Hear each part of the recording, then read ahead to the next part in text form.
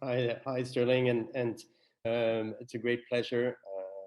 Sterling and I go back a few years, and it's a truly joy to be with you this evening. Recently, we installed at the Hirshhorn, well, um, double candle. Here one can see it. It's above over 23 feet tall. Um, it's very hard. It's made out of bronze, and we thought it made so much sense to have this almost allegorical sculpture right next to the other tall Washington Memorial, and the reference that it makes to some historical event in American history. Can you tell us more about this piece?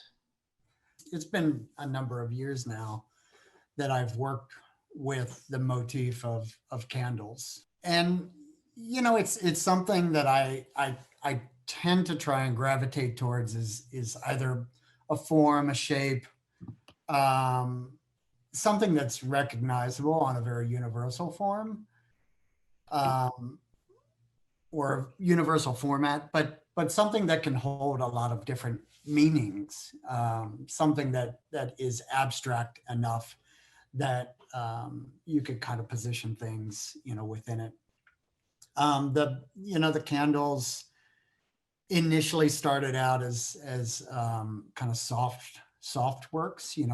I was making them out of fabric, and I kind of like this play on this almost sad, gravity driven weight of the material, but it was also somewhat it was almost like a political cartoon, and I quite like that. But the more and more I stared at them, the more I thought that these candles, and sometimes they've been in multiple groups, sometimes they've been in individual pieces laying on the floor. But when I landed on these two standing double candles, it was somehow intimate, but it was also monumental, and had this kind of civic monumentality to it. But it was also it was kind of doing what I wanted it to do. It was a couple. It had this kind of embrace, kind of scenario to it. It also seemed like a vigil, and then of course there are other things politically that it references, or it immediately kind of positioned itself within, like the Twin Towers. I'm also impressed at how one can read the sculpture, Sterling, in very diametrically opposite ways. Of course, we see the Twin Towers. You mentioned it, knowing that it's made from fleece textile with American flags only adds to that reading. But then it's also almost a loving, an allegory of love to two candles side by side. There's something very, very intimate, very direct, very human scale to this work, and I think one can go both ways in understanding it.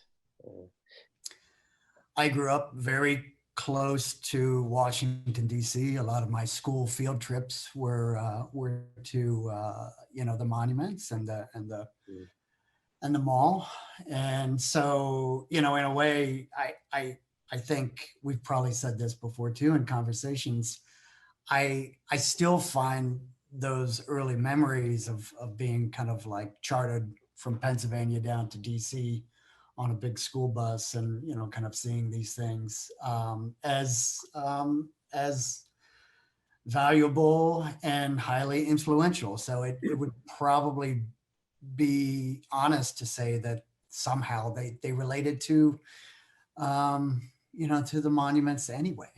So it was just, I was lucky enough and fortunate enough that everybody at the museum saw this too, and so I think they're in the perfect home.